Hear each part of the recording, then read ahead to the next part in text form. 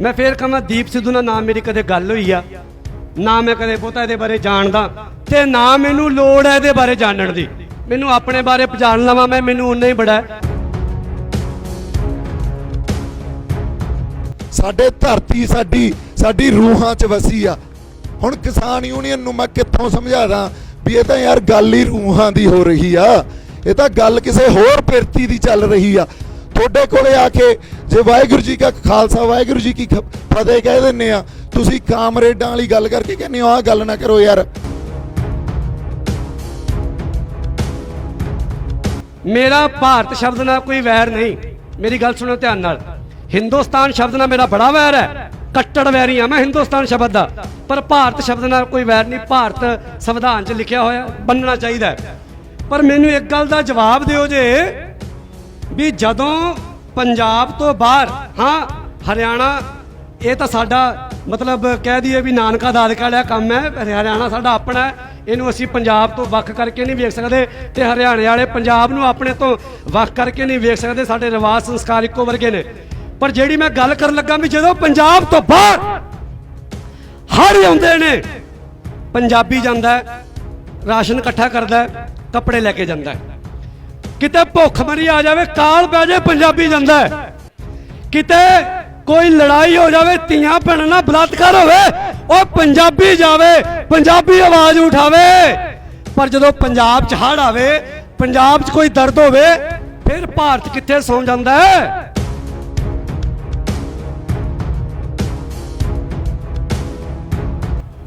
नी सरकारे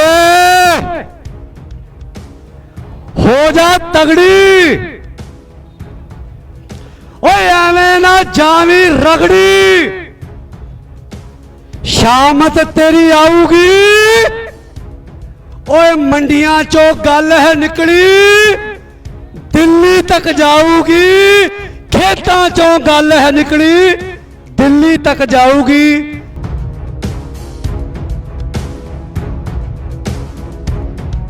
औरत दा बलात्कार वाला केस हो गया, तुहानू सारिਆਂ ਨੂੰ पता, साडा ध्यान डाइवर्ट करता। ਉਹ ਬੱਚੀ ਦੀ ਬਲੀ ਦੇਤੀ ਉਹਨਾਂ ਨੇ ਮਾਈਂਡ ਡਾਇਵਰਟ ਕਰਨ ਲਈ, ਮੀਡੀਆ ਨੂੰ ਡਾਇਵਰਟ ਕਰਨ ਲਈ। ਹਜੇ ਇੱਥੇ ਪਤਾ ਨਹੀਂ ਇਹੋ ਜਿਹੀਆਂ ਕਿੰਨੀਆਂ ਕੁ ਚੀਜ਼ਾਂ ਹੋਣਗੀਆਂ, ਕਿੰਨੇ ਕੁ ਜਾਣਿਆਂ ਨੂੰ ਇਹੋ ਜਿਹੀ ਚੀਜ਼ਾਂ ਦੇ ਵਿੱਚ ਜਿਹੜਾ ਹੈਗਾ ਨਾ ਬਲੀ ਚੜਾਇਆ ਜਾਊਗਾ। ਸੋ ਅਸੀਂ ਇਹਨਾਂ ਚੀਜ਼ਾਂ ਤੇ ਧਿਆਨ ਰੱਖਣਾ ਸੀ, ਆਪਣਾ ਮੂਵਮੈਂਟ ਨਹੀਂ ਮਤਲਬ ਠੱਲਣ ਦੇਣਾ, ਠੰਡਾ ਨਹੀਂ ਪੈਣ ਦੇਣਾ।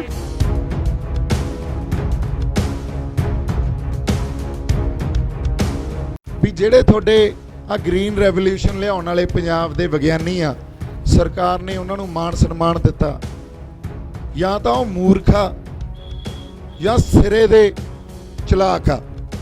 ਉਹ ਕਹਿੰਦੇ ਕਿਵੇਂ? ਕਹਿੰਦੇ ਮੂਰਖ ਤਾਂ ਵੀ ਜਦੋਂ ਉਹਨਾਂ ਨੇ ਆ ਸੁਧਰੀਆਂ ਬੀਜਾਂ ਦੀਆਂ ਕਿਸਮਾਂ ਦਿੱਤੀਆਂ, ਜਦੋਂ ਰੇਹਾਂ ਸਪਰੇਆਂ ਦਿੱਤੀਆਂ, ਉਦੋਂ ਉਹਨਾਂ ਨੂੰ ਇਹ ਨਹੀਂ ਪਤਾ ਸੀ ਵੀ ਇਹ ਧਰਤੀ ਦਾ ਗਾਂਹ ਜਾ ਕੇ ਕੀ ਹੋਊ।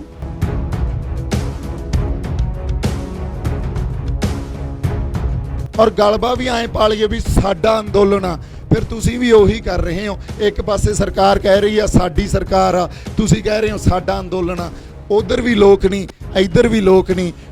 फिर जवाब की है ਤੁਹਾਡੇ ਕੋਲੇ? फिर ਤੁਹਾਡੇ ਨਾਲ ਉਦੋਂ तक बैठण ਦਾ कोई फायदा नहीं ਜਦੋਂ तक ਤੁਹਾਨੂੰ समझ नहीं आउंदी भी ਤੁਹਾਡਾ अंदोलन नहीं आ, एक लोकां दा अंदोलन आ।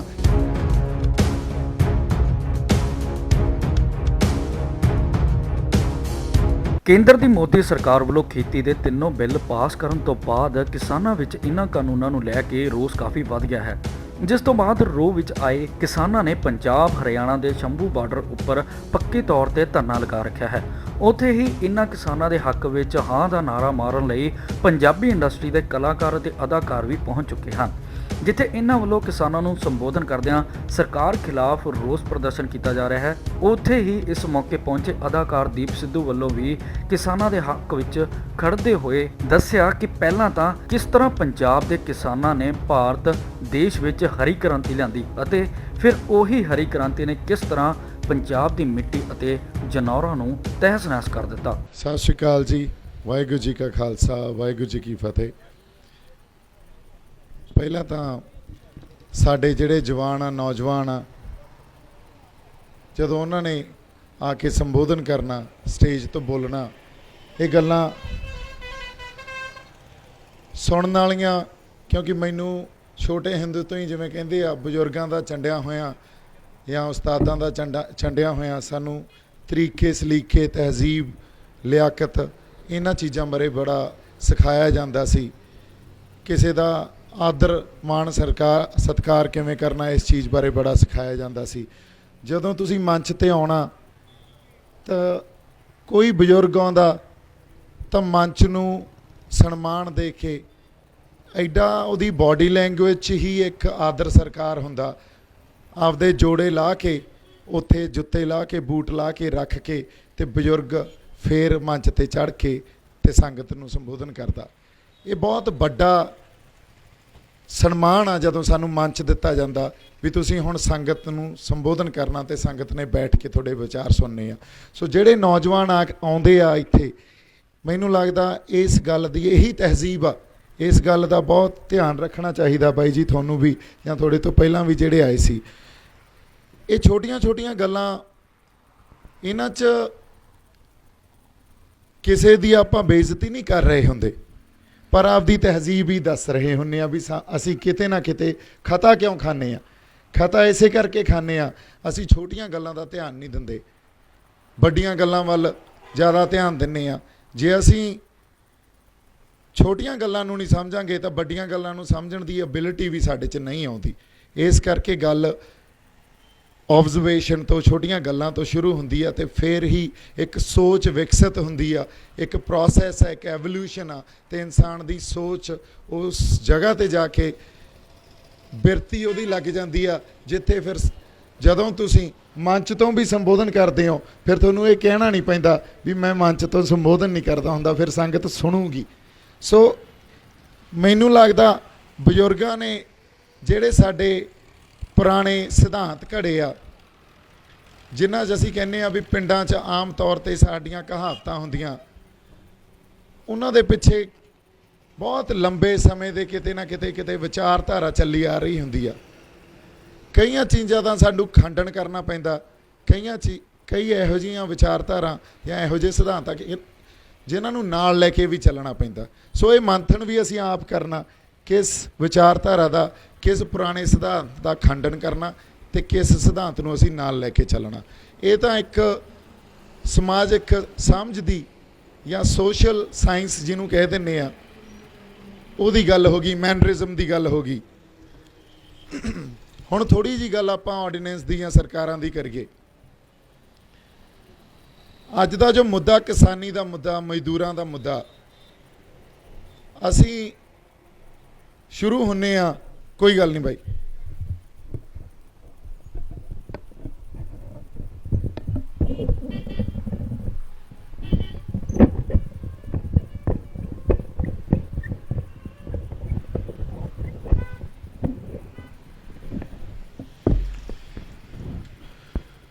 ਅਸੀਂ ਸ਼ੁਰੂ ਹੁੰਨੇ ਆ 1960 1966 ਚੋਂ, ਜਦੋਂ ਸਾਡੇ ਦੇਸ਼ 'ਚ ਭੁੱਖਮਰੀ ਆਉਣ ਦੇ ਸਾਰੇ ਲੱਛਣ ਪੈਦਾ ਹੋ ਚੁੱਕੇ ਸੀ। ਐਂ ਲੱਗਦਾ ਸੀ ਵੀ ਹਿੰਦੁਸਤਾਨ 'ਚ ਫੂਡ ਕ੍ਰਾਈਸਿਸ ਆ ਜਾਊਗਾ ਤੇ ਫੂਡ ਕ੍ਰਾਈਸਿਸ ਆਉਣ ਦੇ ਨਾਲ, ਅਨਾਜ ਦਾ ਕ੍ਰਾਈਸਿਸ ਆਉਣ ਦੇ ਨਾਲ ਰਾਈਟਸ ਹੋ ਜਾਣਗੇ। ਲੋਕ ਇੱਕ ਦੂਜੇ ਤੋਂ ਖੋ ਕੇ ਅਨਾਜ ਲੈ ਕੇ ਜਾਣਗੇ ਤੇ ਆਪਦੇ ਪਰਿਵਾਰਾਂ ਨੂੰ ਖਵਾਉਣਗੇ। ਉਸ ਵੇਲੇ ਸਰਕਾਰਾਂ ਦੀ ਮੰਗ ਸੀ, ਖਾਸ ਤੌਰ ਤੇ ਸੈਂਟਰ ਸਰਕਾਰ ਦੀ, ਵੀ ਸਾਡੇ ਦੇਸ਼ ਨੂੰ ਆਤਮ ਨਿਰਭਰ ਕੀਤਾ ਜਾਵੇ, ਅਨਾਜ ਨੂੰ ਲੈ ਕੇ ਸਾਡੀ ਆਤਮ ਨਿਰਭਰਤਾ ਹੋਣੀ ਚਾਹੀਦੀ ਆ। ਔਰ ਉਸੇ ਵੇਲੇ ਜਿਹੜੀਆਂ ਅਮਰੀਕਾ ਦੀਆਂ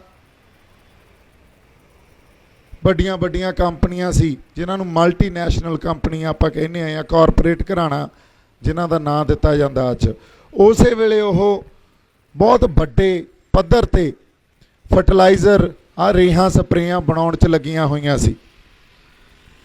ਸੋ ਫੂਡ ਕ੍ਰਾਈਸਿਸ ਜਦੋਂ ਆਇਆ, ਉਹ ਪੈਦਾ ਕੀਤਾ ਗਿਆ, ਹਿੰਦੁਸਤਾਨ 'ਚ ਵੀ ਪੈਦਾ ਕੀਤਾ ਗਿਆ। 1960-70 'ਚ ਅਸੀਂ ਅਨਾਜ ਮੰਗਾਉਂਦੇ ਹੁੰਦੇ ਸੀ ਅਮਰੀਕਾ ਤੋਂ। ਅਮਰੀਕਾ ਨੇ ਅਨਾਜ ਦੇ ਨਾਲ ਸਾਨੂੰ ਰੇਹਾਂ ਸਪਰੇਆਂ ਵੀ ਦੇਣੀਆਂ ਸ਼ੁਰੂ ਕਰਤੀਆਂ, ਇੱਕ ਮੰਡੀ ਵਿਕਸਿਤ ਕਰਤੀ ਇੱਥੇ ਪੂਰੀ। ਮੰਡੀ ਵਿਕਸਿਤ ਕਰਕੇ ਹਿੰਦੁਸਤਾਨ ਦੀ ਸਰਕਾਰ ਤੇ ਇਹ ਵੀ ਦਬਾਅ ਪਾਇਆ ਵੀ ਤੁਸੀਂ ਸਾਡੇ ਇਹ ਜਿਹੜੇ ਪ੍ਰੋਡਕਟਸ ਆ ਇਹਨੂੰ ਇਸ ਮੰਡੀ 'ਚ ਵੇਚੋ। ਤੇ ਹਿੰਦੁਸਤਾਨ ਦੀ ਸਰਕਾਰ ਦੀ ਵੀ ਆਪਦੀ ਇੱਕ ਮੰਗ ਸੀ ਉਸ ਵੇਲੇ, ਦੇਸ਼ ਨੂੰ ਫੂਡ ਕ੍ਰਾਈਸਿਸ 'ਚੋਂ ਕੱਢਣਾ ਤੇ ਅਨਾਜ ਲਈ ਆਤਮ ਨਿਰਭਰਤਾ ਪੈਦਾ ਕਰਨੀ। ਇਸ ਲਈ ਪੰਜਾਬ ਨੂੰ, ਪੂਰੇ ਪੰਜਾਬ ਨੂੰ ਚੁਣਿਆ ਗਿਆ। ਮੇਰੀ ਆਵਾਜ਼ ਕੱਲ੍ਹ ਦੀ ਥੋੜ੍ਹੀ ਜਿਹੀ ਬੈਠੀ ਆ, ਸੋ ਐਂ ਚੱਲਣਾ ਪਊਗਾ। ਪੂਰੇ ਪੰਜਾਬ ਨੂੰ ਚੁਣਿਆ ਗਿਆ।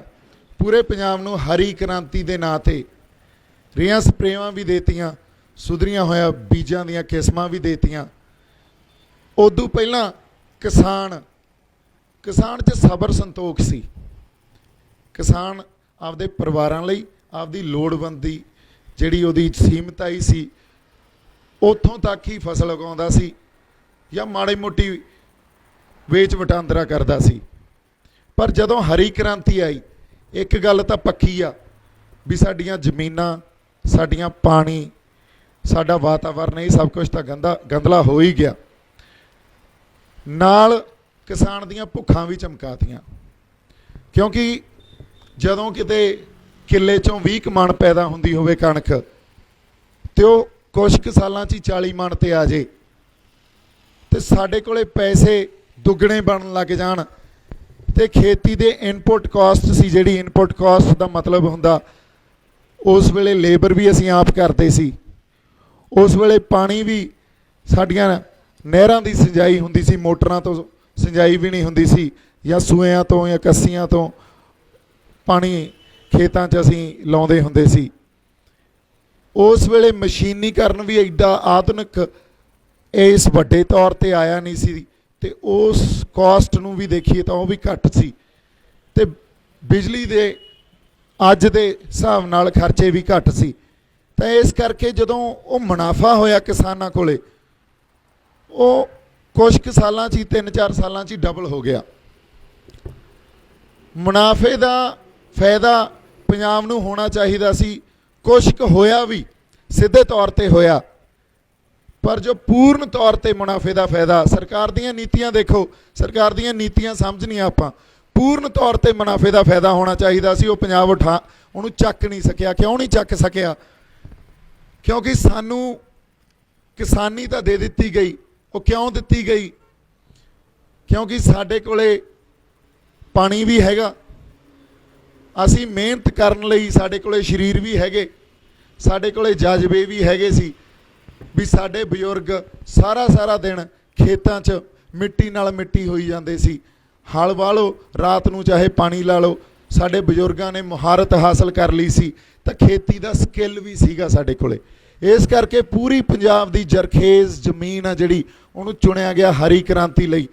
ਜੇ ਤੁਸੀਂ ਬਾਕੀ ਰਾਜਾਂ ਨੂੰ ਦੇਖੋ ਤਾਂ ਕੇਰਲਾ ਦਾ ਇੱਕ ਅੱਧਾ ਡਿਸਟ੍ਰਿਕਟ ਚੁਣਿਆ ਗਿਆ, ਬੰਗਾਲ ਦਾ ਇੱਕ ਡਿਸਟ੍ਰਿਕਟ ਜਿਵੇਂ ਵਰਧਮਾਨ ਡਿਸਟ੍ਰਿਕਟ ਚੁਣਿਆ ਗਿਆ, ਉੱਥੇ ਸਾਰੇ ਕੇਰਲਾ 'ਚ, ਸਾਰੇ ਬੰਗਾਲ 'ਚ, ਸਾਰੇ ਹਰਿਆਣੇ 'ਚ ਹਰੀ ਕ੍ਰਾਂਤੀ ਨਹੀਂ ਆਈ। ਹਰਿਆਣੇ 'ਚ ਵੈਸਟ ਹਰਿਆਣੇ 'ਚ ਹਰੀ ਕ੍ਰਾਂਤੀ ਆਈ ਆ, ਜੇ ਆਪਾਂ ਹਿਸਾਰ ਤੋਂ ਇੱਧਰਲਾ ਹਿੱਸਾ ਦੇਖੀਏ ਤਾਂ। ਬਾਕੀ ਹਰਿਆਣੇ 'ਚ ਹਰੀ ਕ੍ਰਾਂਤੀ ਲਈ ਉਹਨਾਂ ਨੇ ਜੋ ਸਾਨੂੰ ਰੇਹਾਂ ਸਪਰੇਆਂ ਦਿੱਤੀਆਂ, ਸਾਨੂੰ ਸੁਧਰੇ ਹੋਏ ਬੀਜ ਦਿੱਤੇ, ਉਹਦੇ ਸਿੱਟੇ ਕੀ ਨਿਕਲਣਗੇ ਇਹ ਕਿਸੇ ਨੇ ਖੋਜ ਨਹੀਂ ਕੀਤੀ। ਜਿਹੜੇ ਵਿਗਿਆਨੀ ਬੈਠੇ ਸੀ ਖੇਤੀਬਾੜੀ ਯੂਨੀਵਰਸਿਟੀਆਂ 'ਚ, ਉਹਨਾਂ ਨੇ ਵੀ ਖੋਜ ਨਹੀਂ ਕੀਤੀ। ਸਿੱਟੇ ਕੀ ਨਿਕਲੇ? ਸਾਡੇ ਜੀਵ ਜੰਤੂ, ਤਿੱਤਰ, ਸਹੇ ਸਾਡੇ ਹੁੰਦੇ ਸੀ, ਸਾਡੇ ਚਿੜੀਆਂ, ਕਾਂ, ਤੋਤੇ, ਹੋਰ ਬਹੁਤ ਤਰ੍ਹਾਂ ਦੇ ਪੰਛੀ ਹੁੰਦੇ ਸੀ। ਮਾਲਵੇ ਦੀ ਜੇ ਮੈਂ ਗੱਲ ਕਰਾਂ, ਕਿੱਕਰਾਂ, ਮਲੇ, ਉੱਥੇ ਨਿੰਮਾਂ, ਡੇਕਾਂ, ਤੇ ਆਪਣੇ ਇਸ ਹੋਰ ਬਹੁਤ ਤਰ੍ਹਾਂ ਦੇ ਦਰਖਤ ਹੁੰਦੇ ਸੀ। ਹੌਲੀ ਹੌਲੀ ਉਹ ਸਭ ਗਾਇਬ ਹੋਣੇ ਸ਼ੁਰੂ ਹੋ ਗਏ, ਕਿਉਂਕਿ ਈਕੋਲੋਜੀਕਲ ਜਦੋਂ ਕਿਤੇ ਆਪਾਂ ਵਿਕਾਸ ਲਿਆਉਣਾ ਹੋਵੇ ਜਾਂ ਸੁਧਾਰ ਲਿਆਉਣਾ ਹੋਵੇ, ਉਹਦੇ ਨਾਲ ਤੁਹਾਨੂੰ ਵਾਤਾਵਰਨ ਦੀ ਨੌਲੇਜ ਹੋਣੀ, ਵਾਤਾਵਰਨ ਦੀ ਜਾਣਕਾਰੀ ਹੋਣੀ, ਜਿਹਨੂੰ ਮਾਡਰਨ ਲੈਂਗੁਏਜ 'ਚ ਈਕੋਲੋਜੀਕਲ ਲਿਟਰੇਸੀ ਕਿਹਾ ਜਾਂਦਾ, ਇਹ ਹੋਣੀ ਬਹੁਤ ਜ਼ਰੂਰੀ ਆ। ਈਕੋਲੋਜੀਕਲ ਲਿਟਰੇਸੀ ਨੂੰ ਕੰਪਲੀਟਲੀ ਇਗਨੋਰ ਕੀਤਾ ਗਿਆ। ਜਿਹੜੇ ਵਿਗਿਆਨੀਆਂ ਨੇ ਸੁਧਰੀਆਂ ਬੀਜਾਂ ਦੀਆਂ ਕਿਸਮਾਂ ਸਾਨੂੰ ਦਿੱਤੀਆਂ ਜਾਂ ਰੇਹਾਂ ਸਪਰੇਆਂ ਸਾਨੂੰ ਦਿੱਤੀਆਂ, ਉਹਨਾਂ ਨੂੰ ਸਰਕਾਰ ਸਨਮਾਨ ਦਿੰਦੀ ਸੀ, ਤਗਮੇ ਦਿੰਦੀ ਸੀ। ਤਾਂ ਇੱਕ ਵਾਰੀ ਮੈਂ ਸਾਡੇ ਬਹੁਤ ਇਤਿਹਾਸਕਾਰ ਆ, ਬੜਾ ਖੋਜ ਕੀਤੀ ਆ ਉਹਨਾਂ ਨੇ, ਸਰਦਾਰ ਅਜਮੇਰ ਸਿੰਘ ਜੀ, ਉਹਨਾਂ ਦੀ ਇੰਟਰਵਿਊ ਸੁਣ ਰਿਹਾ ਸੀ। ਉਹਨਾਂ ਨੇ ਕਿਹਾ ਮੈਨੂੰ ਅਮਰੀਕਾ 'ਚ ਕਿਸੇ ਨੇ ਸਵਾਲ ਕਰਤਾ ਵੀ ਜਿਹੜੇ ਤੁਹਾਡੇ ਆ ਗ੍ਰੀਨ ਰੈਵੋਲੂਸ਼ਨ ਲਿਆਉਣ ਵਾਲੇ ਪੰਜਾਬ ਦੇ ਵਿਗਿਆਨੀ ਆ, ਸਰਕਾਰ ਨੇ ਉਹਨਾਂ ਨੂੰ ਮਾਣ ਸਨਮਾਨ ਦਿੱਤਾ, ਜਾਂ ਤਾਂ ਉਹ ਮੂਰਖਾ ਜਾਂ ਸਿਰੇ ਦੇ ਚਲਾਕ ਆ। ਉਹ ਕਹਿੰਦੇ ਕਿਵੇਂ?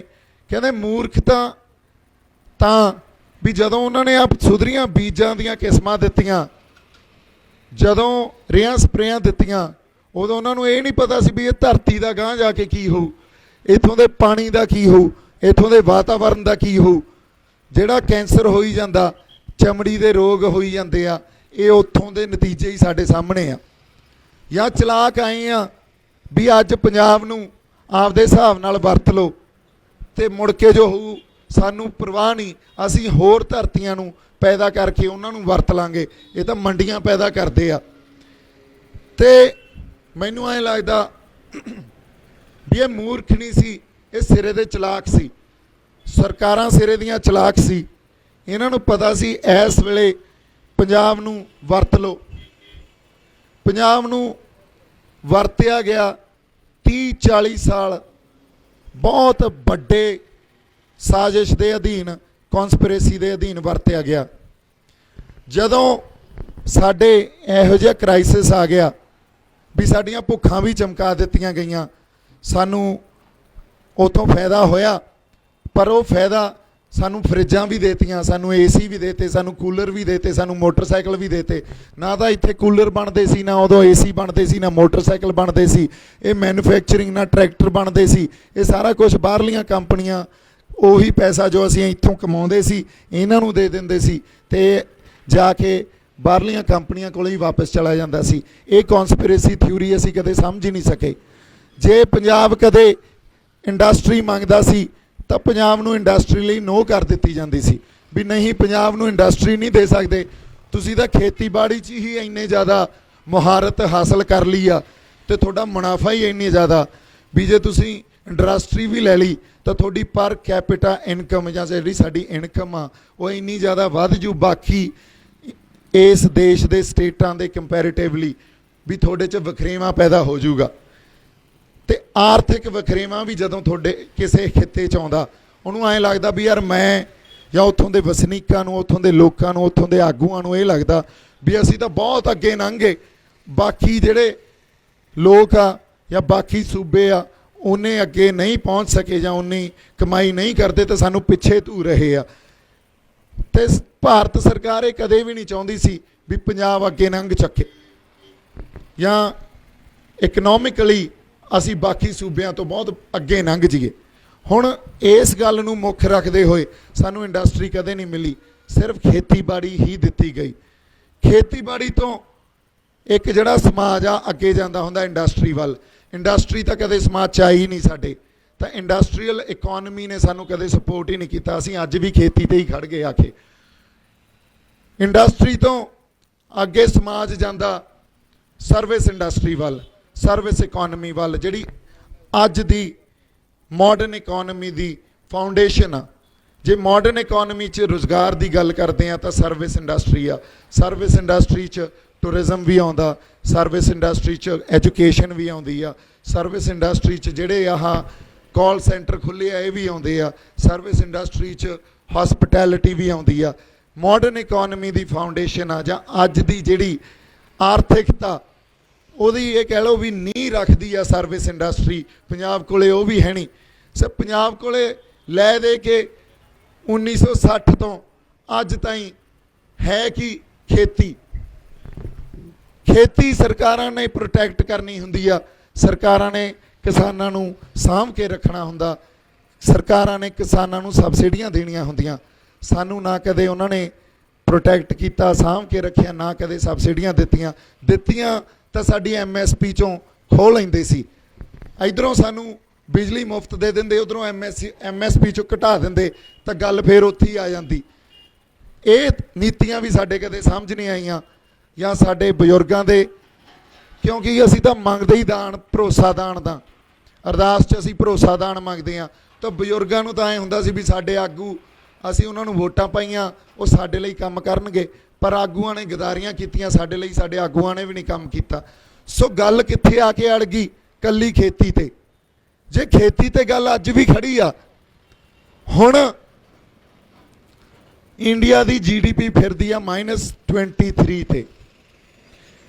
GDP ਕੀ ਹੁੰਦੀ ਹੈ ਇਹ ਵੀ ਆਪਾਂ ਸਮਝ ਲੈਂਦੇ ਆ। ਕੋਈ ਸੈਕਟਰ, ਬਜ਼ੁਰਗ ਬੈਠੇ ਆ, ਜੇ ਕਿਤੇ ਕੋਈ ਗੱਲ ਨਹੀਂ, ਕੋਈ ਲਫ਼ਜ਼ ਇਹੋ ਜਿਹਾ ਅੰਗਰੇਜ਼ੀ ਦਾ ਨਹੀਂ ਪਤਾ ਲੱਗਦਾ ਤਾਂ ਪਲੀਜ਼ ਤੁਸੀਂ ਉੱਥੋਂ ਹੀ ਹੱਥ ਖੜਾ ਕਰ ਦਿਓ ਜੀ, ਉਹਦੀ ਪੰਜਾਬੀ ਵੀ ਆਪਾਂ ਲੱਭਣ ਦੀ ਕੋਸ਼ਿਸ਼ ਕਰਾਂਗੇ। ਕਈ ਵਾਰੀ ਮੇਰੀ ਇੰਨੀ ਮੁਹਾਰਤ ਨਹੀਂ ਹੁੰਦੀ ਉਸ ਪੰਜਾਬੀ ਦੇ ਲਫ਼ਜ਼ ਤੇ, ਤਾਂ ਕੋਈ ਬੰਦਾ ਸੁਜੈਸਟ ਕਰ ਦਊਗਾ, ਕਿਉਂਕਿ ਆਪਾਂ ਗੱਲਬਾਤ ਹੀ ਕਰ ਰਹੇ ਹਾਂ ਦੇ ਪ੍ਰੋਡਕਟਸ, ਜਿਹੜੀ ਫਸਲ ਪੈਦਾ ਕਰਦੇ ਆ। ਐਂ ਕੋਈ ਕੰਪਨੀ ਮੋਟਰਸਾਈਕਲ ਬਣਾਉਂਦੀ ਆ, ਐਂ ਸਰਵਿਸ ਇੰਡਸਟਰੀ ਆਪਦੀ ਸਰਵਿਸਿਜ਼ ਦਿੰਦੀ ਆ। ਇਸ ਸਾਰੇ ਵਰਤਾਰੇ ਤੋਂ ਜਿਹੜੀ ਇਨਕਮ ਪੈਦਾ ਹੁੰਦੀ ਆ, ਦੇਸ਼ ਦੀ ਇਨਕਮ, ਉਹਨੂੰ GDP ਕਿਹਾ ਜਾਂਦਾ, ਗ੍ਰੋਸ ਡੋਮੈਸਟਿਕ ਪ੍ਰੋਡਕਟ। ਇਸ ਕਿਸੇ ਵੀ ਤਰ੍ਹਾਂ ਦੀ ਸਰਵਿਸ, ਕਿਸੇ ਵੀ ਤਰ੍ਹਾਂ ਦੀ ਮੈਨੂਫੈਕਚਰਿੰਗ ਯੂਨਿਟ, ਕਿਸੇ ਵੀ ਤਰ੍ਹਾਂ ਦੀ ਫਸਲ ਜਦੋਂ ਦੇਸ਼ ਦੇ ਕੋਲੇ ਜਾ ਕੇ ਇੱਕ ਇਨਕਮ ਪੈਦਾ ਕਰਦੀ ਆ, ਉਹਨੂੰ GDP ਕਿਹਾ ਜਾਂਦਾ। ਇੰਡੀਆ ਅੱਜ -23 'ਚ ਆ, ਮਤਲਬ ਜੋ ਪਹਿਲਾਂ GDP ਸੀ ਸਾਡੀ ਜਾਂ ਦੇਸ਼ ਦੀ ਇਨਕਮ ਸੀ, ਉੱਥੋਂ ਮਨਫੀ ਹੋ ਕੇ 23% ਥੱਲੇ ਡਿੱਗ ਗਈ ਆ। ਉਹ ਕੱਲੀ ਖੇਤੀ ਆ ਜਿਹੜੀ ਅੱਜ ਵੀ ਮੁਨਾਫਾ ਦੇ ਰਹੀ ਆ ਸਰਕਾਰ ਨੂੰ, ਸਾਨੂੰ ਨਹੀਂ ਦੇ ਰਹੀ, ਸਰਕਾਰ ਨੂੰ। ਚਾਹੇ ਉਹ ਮੁਨਾਫਾ ਮੰਡੀ ਬੋਰਡ ਦੇ ਥਰੂ ਹੋਵੇ, ਚਾਹੇ ਮੁਨਾਫਾ ਕਿਸੇ ਤਰ੍ਹਾਂ ਦੀ ਇਹਨਾਂ ਨੂੰ ਆਪਾਂ ਟੈਕਸ ਦਿੰਦੇ ਆ ਉਹਦੇ ਥਰੂ ਹੋਵੇ। ਟੈਕਸ ਕਿਵੇਂ ਦਿੰਦੇ ਆ? ਕਿਉਂਕਿ ਅਸੀਂ ਅੱਜ ਪਾਣੀ ਵੀ ਸਰਕਾਰ ਤੋਂ ਖਰੀਦਦੇ ਆ, ਅਸੀਂ ਬਿਜਲੀ ਵੀ ਸਰਕਾਰ ਤੋਂ ਖਰੀਦਦੇ ਆ, ਅਸੀਂ ਮਸ਼ੀਨਰੀ ਵੀ ਕੰਪਨੀਆਂ ਤੋਂ ਖਰੀਦਦੇ ਆ, ਸਾਨੂੰ ਲੇਬਰ ਕਾਸਟ ਵੀ ਯੂਨੀਅਨ ਦੇ ਹਿਸਾਬ ਨਾਲ ਲੇਬਰ ਰੇਟ ਦੇ ਉੱਤੇ ਦੇਣੀ ਪੈਂਦੀ ਆ। ਸੋ ਇਹ ਜਿਹੜੀਆਂ ਸਾਰੀਆਂ ਸਾਡੇ ਖਰਚੇ ਆ, ਇਹ ਜਾਂਦੇ ਅਸਲ 'ਚ ਸਿਰੇ ਤੇ ਸਰਕਾਰ ਕੋਲ ਹੀ ਆ। ਤਾਂ ਕੱਲੀ ਖੇਤੀ ਆ ਜਿਹੜੀ ਸਰਕਾਰ ਨੂੰ ਅੱਜ ਮੁਨਾਫਾ ਦੇ ਰਹੀ ਆ, ਬਾਕੀ ਸਾਰੀ, ਚਾਹੇ ਸਰਵਿਸ ਇੰਡਸਟਰੀ ਹੋਵੇ ਇਸ ਦੇਸ਼ ਦੀ, ਚਾਹੇ ਮੈਨੂਫੈਕਚਰਿੰਗ ਯੂਨਿਟ ਹੋਵੇ, ਉਹ ਘਾਟੇ 'ਚ ਆ। ਹੁਣ ਸਰਕਾਰ ਨੇ ਇਹਨਾਂ ਕੰਪਨੀਆਂ ਨੂੰ ਮੰਡੀਆਂ ਤਿਆਰ ਕਰਕੇ ਦੇਣੀਆਂ, ਕਿਉਂਕਿ ਇਹ ਕੰਪਨੀਆਂ ਨੇ ਸਰਕਾਰਾਂ ਨੂੰ ਪਾਲਣਾ ਹੁੰਦਾ, ਫੰਡ ਦੇਣੇ ਹੁੰਦੇ ਆ। ਮੈਂ ਬੜੇ ਪੰਜਾਬੀ ਤੇ ਸੌਖੇ ਲਫ਼ਜ਼ਾਂ 'ਚ ਗੱਲ ਕਰ ਰਿਹਾ ਤਾਂ ਕਿ ਸਾਰਿਆਂ ਦੀ ਸਮਝ 'ਚ ਆ ਜੇ। ਟੈਕਨੀਕਲ ਭਾਸ਼ਾ ਆਪਾਂ ਯੂਜ਼ ਕਰਾਂਗੇ, ਕਈ ਵਾਰੀ ਉਹ ਸਮਝ 'ਚ ਆਉਣੀ ਔਖੀ ਹੋ ਜਾਂਦੀ ਆ। ਸੋ ਸਰਕਾਰਾਂ ਨੇ ਕੰਪਨੀਆਂ ਨੂੰ ਪਾਲਣਾ, ਕੰਪਨੀਆਂ ਨੇ ਸਰਕਾਰਾਂ ਬਣਾਉਣੀਆਂ, ਉਹਨਾਂ ਨੂੰ ਫੰਡ ਦੇਣੇ ਆ, ਉਹਨਾਂ ਨੇ ਇਲੈਕਸ਼ਨ ਲੜਨੇ ਆ। ਇਸ ਟਾਈਮ ਜਿਹੜੀ ਸਾਡੀ ਹੁਕਮਰਾਨ ਧਿਰ ਆ, ਉਹ ਤਾਂ ਸਿੱਧੇ ਤੌਰ 'ਤੇ ਇਸ ਗੱਲ 'ਤੇ ਆ ਗਈ ਆ ਵੀ ਅਸੀਂ ਅੰਬਾਨੀ, ਅਦਾਨੀ, ਗੋਦਰੇਜ ਜਾਂ ਕੋਈ ਹੀਰੋ ਹੋਂਡਾ ਹੋ ਜੇ ਜਾਂ ਇਹ ਸਾਰੇ ਯੂਨਿਟ ਹੋ ਜਾਣ, ਇਹਨਾਂ ਨੂੰ ਪਾਲਾਂਗੇ, ਕਿਉਂਕਿ ਸਾਡੇ ਕੋਲੇ ਜਿਹੜਾ ਇਹਨਾਂ ਤੋਂ ਪੈਸਾ ਆਉਂਦਾ ਉਹਨੂੰ ਵੀ ਯੂਨੋਨਿਮਸ ਰੱਖਿਆ ਜਾਊਗਾ, ਮਤਲਬ ਉਹਦੇ ਬਾਰੇ ਕੋਈ ਜਾਣਕਾਰੀ ਦੇਣ ਦੀ ਕੋਈ ਜ਼ਰੂਰਤ ਨਹੀਂ। ਇਹ ਵੀ ਇਹੀ ਬਿੱਲ ਲੈ ਕੇ ਆਏ ਆ। ਤੇ ਉਸ ਕੰਪਨੀ ਨੂੰ ਇਨਕਮ ਟੈਕਸ ਦੇ ਸੈਕਸ਼ਨ 80C ਦੇ ਅਧੀਨ ਰਿਆਇਤ ਵੀ ਦਿੱਤੀ ਜਾਊਗੀ, ਉਹ ਸਾਰੀ ਇਨਕਮ ਮਾਫ ਵੀ ਕੀਤੀ ਜਾਊਗੀ ਤੇ ਉਹਦੇ ਤੇ ਉਹਨੂੰ ਰਿਆਇਤ ਮਿਲੂਗੀ।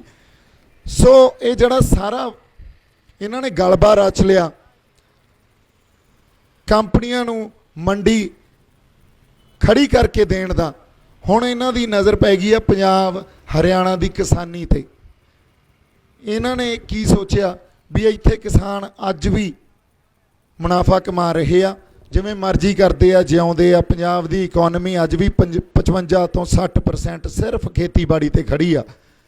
ਅੱਜ ਵੀ ਬਜ਼ੁਰਗ ਜੇ ਕਿਸੇ ਨੇ ਬਾਹਰ ਭੇਜਣਾ ਮੁੰਡਿਆਂ ਨੂੰ, ਖੇਤਾਂ 'ਚੋਂ ਹੀ ਪੈਸਾ ਕੱਢ ਕੇ ਦਿੰਦੇ ਆ, ਜੇ ਵਿਆਹ ਕਰਨੇ ਆ ਤਾਂ ਵੀ ਖੇਤਾਂ 'ਚੋਂ ਹੀ ਪੈਸਾ ਕੱਢ ਕੇ ਦਿੰਦੇ ਆ। ਅੱਜ ਵੀ ਅਸੀਂ ਉਸੇ ਸਿਧਾਂਤ ਤੇ ਖੜੇ ਆ ਵੀ ਜ਼ਮੀਨ ਮਰੇ ਪਏ ਨੂੰ ਵੀ ਰੋਟੀ ਦਿੰਦੀ ਆ। ਤੇ ਕਿਸਾਨ ਜਾਂ ਪੰਜਾਬ ਦਾ ਕਿਸਾਨ ਜਾਂ ਹਰ ਸ਼ਖਸੀਅਤ, ਹਰ ਵਿਅਕਤੀ ਪੰਜਾਬ ਦਾ ਜੁੜਿਆ ਹੀ ਜ਼ਮੀਨ ਨਾਲ ਆ। ਅਸੀਂ ਜੇ ਅੱਜ ਕੰਪਨੀਆਂ ਨੂੰ ਆਪਦੇ ਸਿਰ ਤੇ ਭਾਲਿਆ, ਕੰਪਨੀਆਂ ਨੇ ਤਾਂ ਟਾਰਗੇਟ ਦੇਖਣੇ ਹੁੰਦੇ ਆ, ਕੰਪਨੀਆਂ ਨੇ ਤਾਂ ਮੁਨਾਫਾ ਦੇਖਣਾ ਹੁੰਦਾ। ਕੰਪਨੀਆਂ ਨੇ ਇਹ ਨਹੀਂ ਦੇਖਣਾ ਵੀ ਤੁਹਾਡੇ ਕਿੰਨੇ ਕੁ ਅਹਿਸਾਸ ਜੁੜੇ ਆ ਤੁਹਾਡੀ ਜ਼ਮੀਨ ਨਾਲ, ਤੁਹਾਡੀ ਕਿੰਨੀ ਕੁ ਹੋਂਦ ਜੁੜੀ ਆ ਤੁਹਾਡੀ ਜ਼ਮੀਨ ਨਾਲ। ਜਦੋਂ ਬਾਬੇ ਨਾਨਕ ਨੇ ਕਰਤਾਰਪੁਰ ਹਲ ਵਾਹੁਣ ਲੱਗ ਗਿਆ ਸੀ ਉਦੋਂ ਹੀ ਸਾਨੂੰ ਦੱਸਤਾ ਸੀ ਵੀ ਸਾਡੀ ਹੋਂਦ ਹੀ ਇਸ ਧਰਤੀ ਨਾਲ ਜੁੜੀ ਆ। ਜਦੋਂ ਗੁਰੂ ਨਾਨਕ ਸਾਹਿਬ ਨੇ ਇਸ ਸਾਰੀ ਜ਼ਮੀਨ ਨੂੰ, ਇਸ ਵਾਤਾਵਰਨ ਨੂੰ ਸੰਬੋਧਨ ਕੀਤਾ ਸੀ ਪਵਨ ਨੂੰ ਗੁਰੂ ਕਿਹਾ ਸੀ, ਗੁਰੂ ਦਾ ਦਰਜਾ ਦਿੱਤਾ ਸੀ। ਪਵਨ ਗੁਰੂ ਅੱਗੇ ਤੁਸੀਂ ਦੱਸੋ ਕੀ ਆ? ਮਾਤਾ ਧਰਤ ਮਹੱਤ। ਇਦੋਂ ਉੱਤੇ ਅਸੀਂ ਕੀ ਦਰਜਾ ਦੇ ਦਈਏ? ਪਵਨ ਗੁਰੂ, ਪਾਣੀ ਨੂੰ ਪਿਤਾ ਕਹਿਤਾ, ਮਾਤਾ ਨੂੰ ਧਰਤ, ਜਿਹੜੀ ਸਾਡੀ ਮਾਤਾ ਉਹ ਧਰਤ ਆ ਸਾਡੀ, ਉਹ ਸਾਡੀ ਇਹ ਧਰਤੀ ਆ। ਇਹ ਅਹਿਸਾਸ ਕੰਪਨੀਆਂ ਦੇ ਥੋੜ੍ਹੀ ਜੁੜੇ ਹੋਣਗੇ, ਉਹਨਾਂ ਨੇ ਬਾਬੇ ਨਾਨਕ ਦੀ ਬਾਣੀ ਥੋੜ੍ਹੀ ਪੜ੍ਹਨੀ ਆ। ਅਸੀਂ ਕਹਿੰਦੇ ਆ ਸਾਡੀ ਹੋਂਦ ਦੀ ਲੜਾਈ ਆ। ਕਿਉਂ ਹੋਂਦ ਦੀ ਲੜਾਈ ਆ? ਹੋਂਦ ਸਾਡੀ ਗੁਰੂ ਨਾਨਕ ਸਾਹਿਬ ਦੇ ਫਲਸਫੇ 'ਚ ਪਈ ਆ। ਹੋਂਦ ਸਾਡੀ ਧਰਤੀ, ਜਦੋਂ ਅਸੀਂ ਅੱਜ ਵੀ ਕਹਿੰਦੇ ਆ ਇਹ ਮਰੇ ਪਏ ਨੂੰ ਵੀ ਰੋਟੀ ਦਿੰਦੀ ਆ, ਉੱਥੇ ਪਈ ਆ। ਇਹ ਗੱਲਾਂ ਨਾ ਸਰਕਾਰਾਂ ਦੇ ਸਮਝ 'ਚ ਆਉਂਦੀਆਂ, ਨਾ ਕੰਪਨੀਆਂ ਦੇ ਸਮਝ 'ਚ ਆਉਂਦੀਆਂ। ਸਾਡੇ ਉੱਤੇ ਕਾਨੂੰਨ ਬਣਾ ਕੇ ਲੈ ਆਉਂਦੇ ਆ ਤੇ ਅਸੀਂ ਕਹਿੰਦੇ ਆ ਕਾਨੂੰਨ ਮਾੜੇ ਆ। ਸਾਡੀਆਂ ਗੱਲਾਂ ਉਹਨਾਂ ਨੂੰ ਕਿੱਥੋਂ ਸਮਝ ਆਉਣਗੀਆਂ ਤੇ ਕਿੱਥੋਂ ਕਿਸਾਨ ਯੂਨੀਅਨ ਇਹ ਗੱਲ ਸਮਝ ਲੂਗੀ ਜਿਹੜੀ MSP ਦੀ ਤੇ APMC ਦੀ ਮੰਡੀ ਬੋਰਡ ਦੀ ਗੱਲ ਕਰਦੀ ਆ। ਇੱਕ ਅਹਿਸਾਸ ਹੁੰਦਾ, ਰੂਹਾਂ 'ਚ ਵਸਿਆ ਹੁੰਦਾ। ਸਾਡੇ ਅਹਿਸਾਸ ਰੂਹਾਂ 'ਚ ਵਸਿਆ, ਸਾਡੇ ਧਰਤੀ ਸਾਡੀ ਰੂਹਾਂ 'ਚ ਵਸੀ ਆ।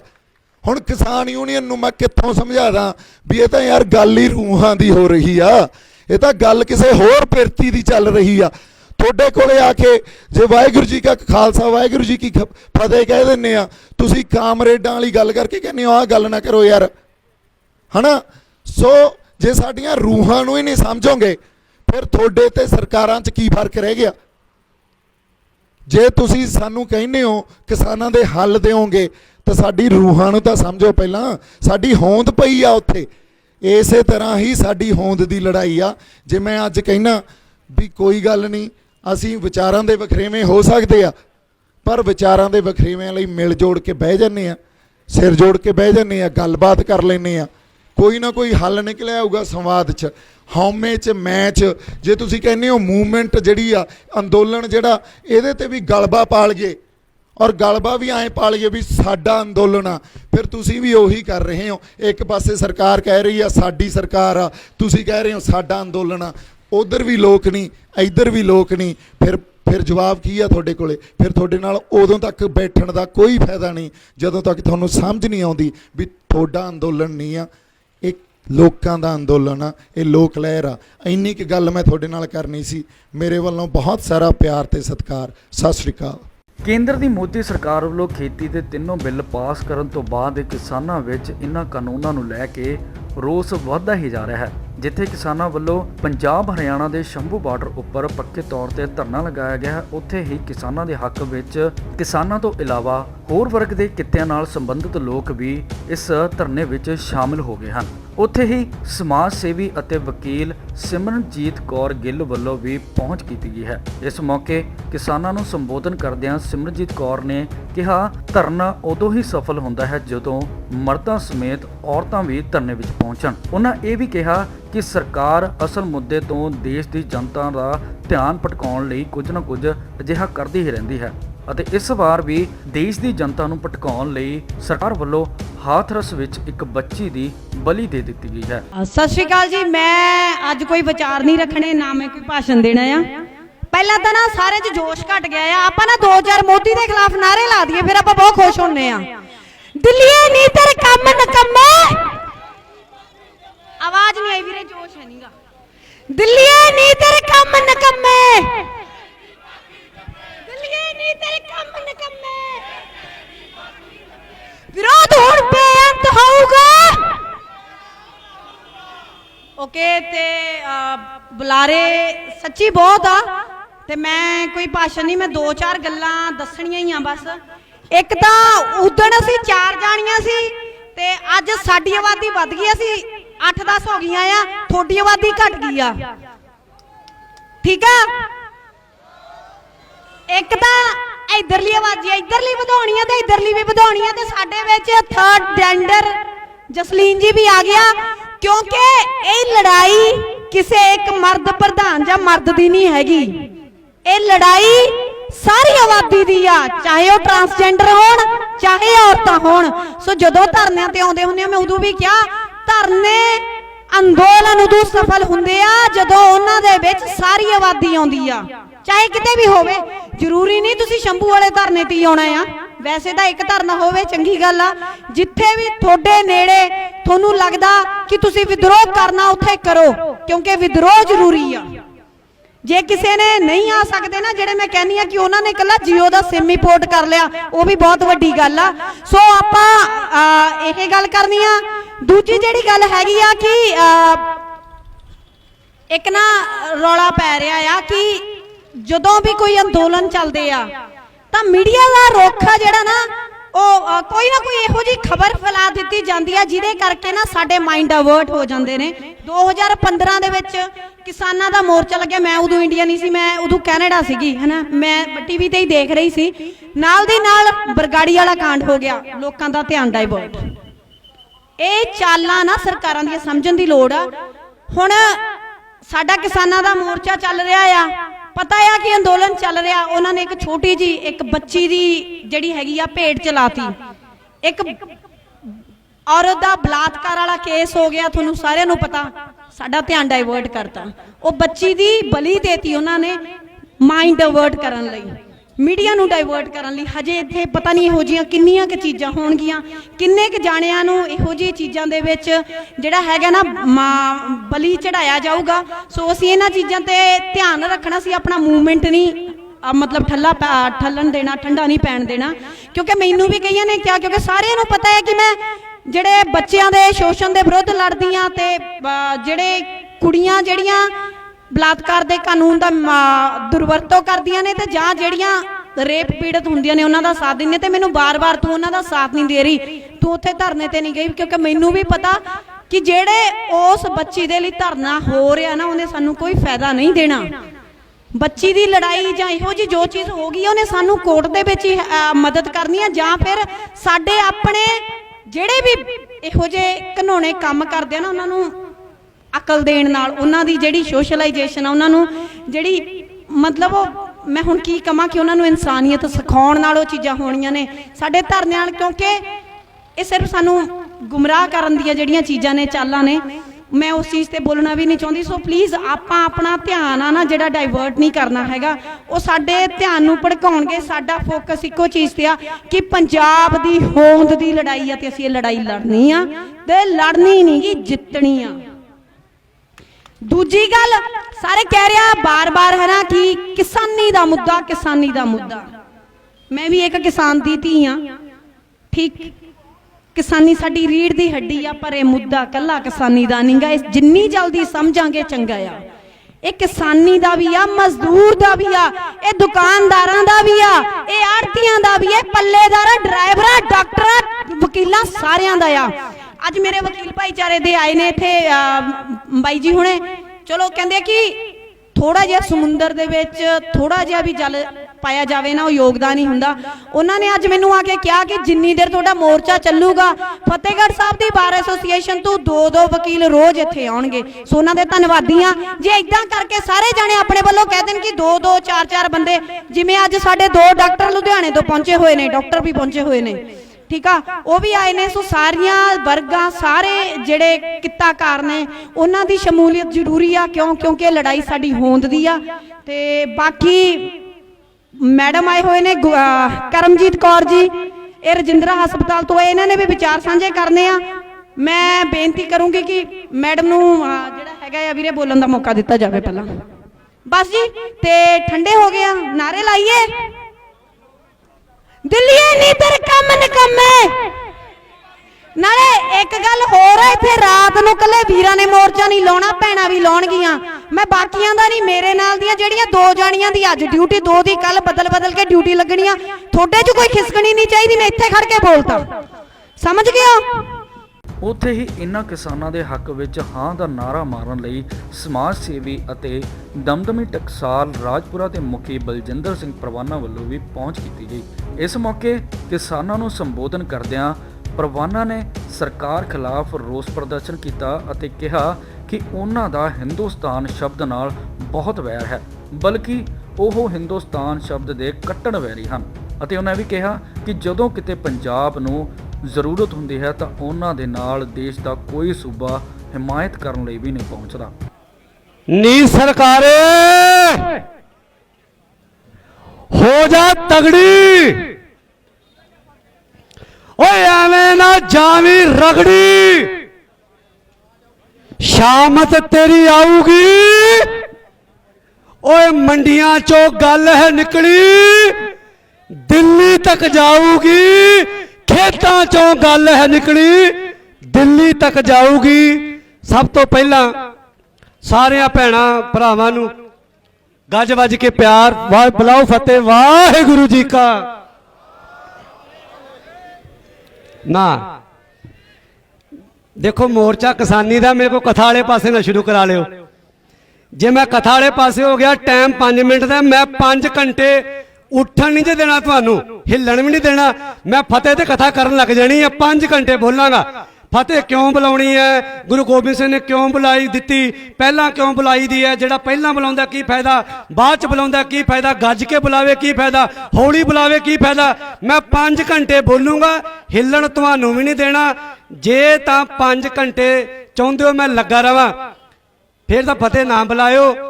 ਜੇ ਚਾਹੁੰਦੇ ਹੋ 5 ਘੰਟੇ ਮਤਲਬ ਮੈਂ 5 ਮਿੰਟ ਬੋਲਾਂ, ਫਿਰ ਫਤਿਹ ਬੁਲਾ ਲਿਓ। ਵਾਹਿਗੁਰੂ ਜੀ ਕਾ। ਧਾਲੀਵਾਲ ਸਾਹਿਬ ਇਥੋਂ ਪਤਾ ਹੁੰਦਾ ਵੀ ਇਹ 5 ਘੰਟੇ ਕਥਾ ਨਹੀਂ ਸੁਣਨੀ ਚਾਹੁੰਦੇ, ਅਭੀ ਇਹ ਕਰਤਾ ਇਹਨਾਂ ਨੇ। ਸੋ ਗੁਰੂ ਪਿਆਰਿਓ, ਅੱਜ ਦਾ ਜਿਹੜਾ ਸੰਘਰਸ਼ ਹੈ, ਮੈਂ ਪਹਿਲਾਂ ਮੀਡੀਆ ਵਾਲੇ ਵੀਰਾਂ ਨੂੰ ਬੇਨਤੀ ਕਰ ਦੇਵਾਂ, ਜਦੋਂ ਸਵਾਲ ਕਰਦੇ ਨੇ ਨਾ ਵੀ ਮੈਨੂੰ 4 ਮੀਡੀਆ ਨੇ ਬਾਈਟ ਲਈ ਤੇ ਧਰਨਾ ਲੱਗਾ ਜੀ, ਧਰਨੇ ਤੇ ਆਏ ਹੋ ਨਾ, ਇਹ ਸ਼ਬਦ ਨੂੰ ਪਹਿਲਾਂ ਬਦਲੋ। ਇਹ ਧਰਨਾ ਨਹੀਂ ਹੈ, ਇਹ ਮੋਰਚਾ ਹੈ, ਇਹ ਸੰਘਰਸ਼ ਹੈ। ਧਿਆਨ ਦਿਓ, ਪਹਿਲਾਂ ਇਹ ਮੋਰਚਾ ਹੈ, ਇਹ ਸੰਘਰਸ਼ ਹੈ। ਤੇ ਮੈਂ ਇੱਕ ਗੱਲ ਜਿਹੜੀ ਇੱਥੇ ਸਪਸ਼ਟ ਅੱਖਰਾਂ 'ਚ ਸ਼ੁਰੂਆਤ ਵਿੱਚ ਹੀ ਕਹਿਣੀ ਚਾਹੁੰਦਾ ਵੀ ਸਾਡਾ ਇਲਾਕਾ ਹੈ, ਸਾਡਾ ਫਰਜ਼ ਹੈ ਇੱਥੇ ਪਹੁੰਚਣਾ। ਅਸੀਂ ਕਿਸੇ ਪਾਰਟੀ ਵੱਲੋਂ ਨਹੀਂ ਆਏ, ਕੋਈ ਧਾਰਮਿਕ ਜਥੇਬੰਦੀ ਵੱਲੋਂ ਵੀ ਨਹੀਂ ਆਏ।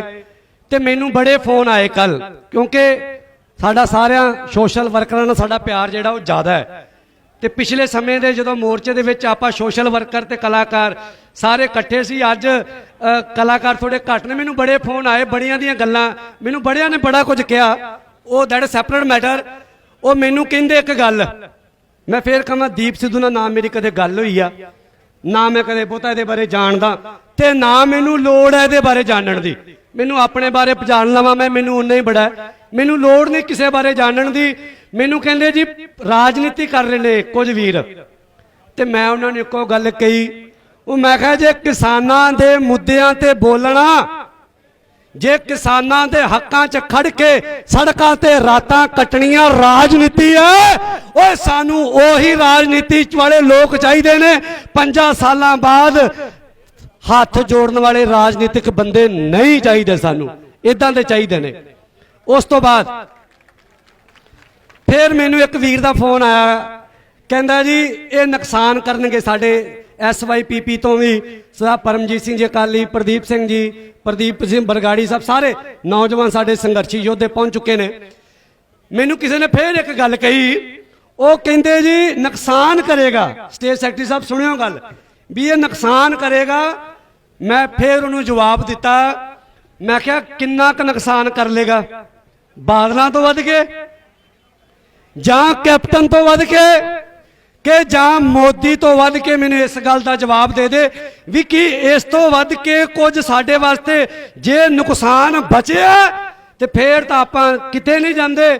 ਜੇ ਇਸ ਤੋਂ ਥੱਲੇ ਕੋਈ ਗੱਲ ਹੈ ਤਾਂ ਫੇਰ ਆਪਾਂ ਭਰਾ ਦੇ ਨਾਲ ਮੋਢਾ ਜੋੜ ਕੇ ਖੜ ਜਾਂਦੇ ਆ ਤੇ ਖੜੇ ਆ।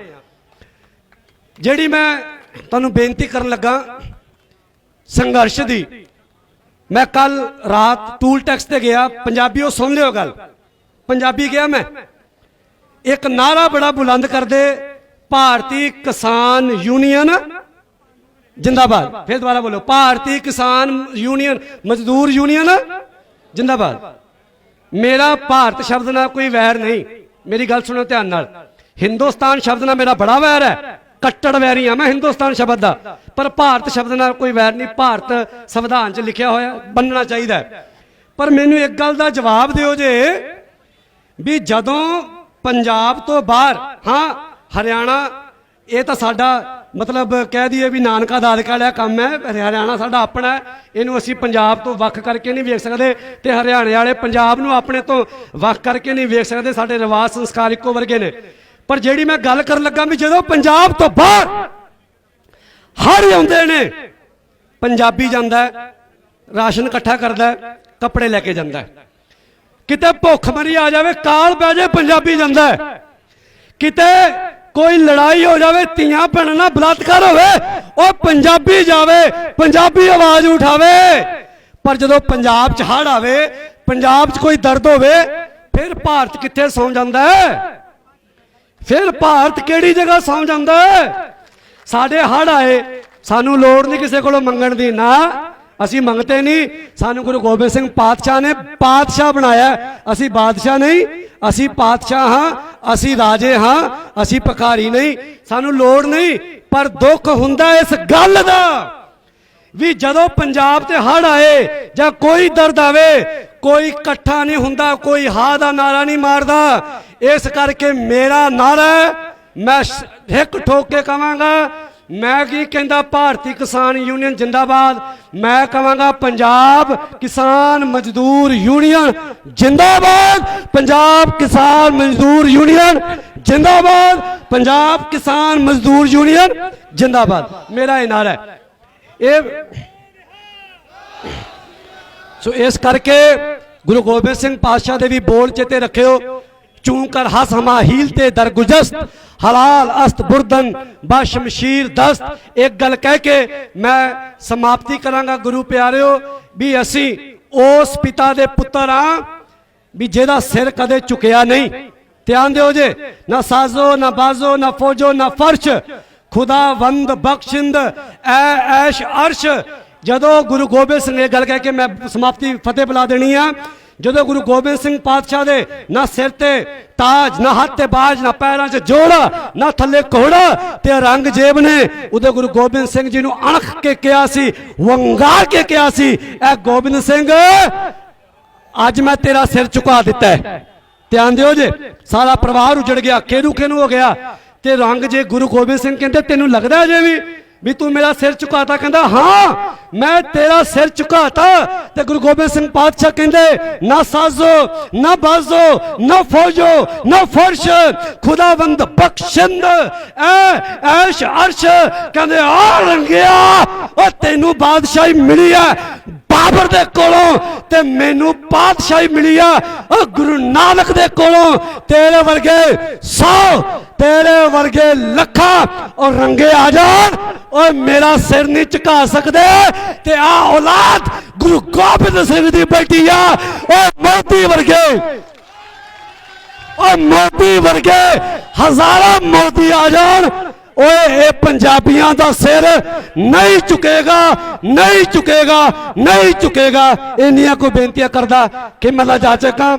ਸਾਡੇ ਲਾਇਕ ਮੈਂ ਮੋਰਚੇ ਵਾਲੇ ਵੀਰਾਂ ਨੂੰ ਕਹਾਂਗਾ, ਰਾਜਪੁਰੇ ਵਾਲਿਆਂ ਨੂੰ ਖਾਸ ਕਰਕੇ, ਰਾਜਪੁਰੇ ਵਾਲਿਓ ਇੱਜ਼ਤ ਦਾ ਸਵਾਲ ਹੈ, ਪਿੰਡਾਂ 'ਚੋਂ ਕੱਢ ਲਿਆਓ ਬੰਦੇ। ਜੇ ਮੋਰਚੇ ਨੂੰ ਬੂਰ ਨਾ ਪਿਆ, ਓਏ ਲਾਂਤਾਂ ਰਾਜਪੁਰੇ ਨੂੰ ਪੈਣੀਆਂ ਨੇ, ਲਾਂਤਾਂ ਰਾਜਪੁਰੇ ਨੂੰ ਪੈਣੀਆਂ ਨੇ। ਲਾਂਤਾਂ ਤੋਂ ਬਚ ਲਿਓ। ਵਾਹਿਗੁਰੂ ਜੀ ਕਾ ਖਾਲਸਾ, ਵਾਹਿਗੁਰੂ ਜੀ ਕੀ ਫਤਿਹ। ਬਿਊਰੋ ਰਿਪੋਰਟ, ਪ੍ਰਾਈਮ ਉਦੇ, ਲੁਧਿਆਣਾ।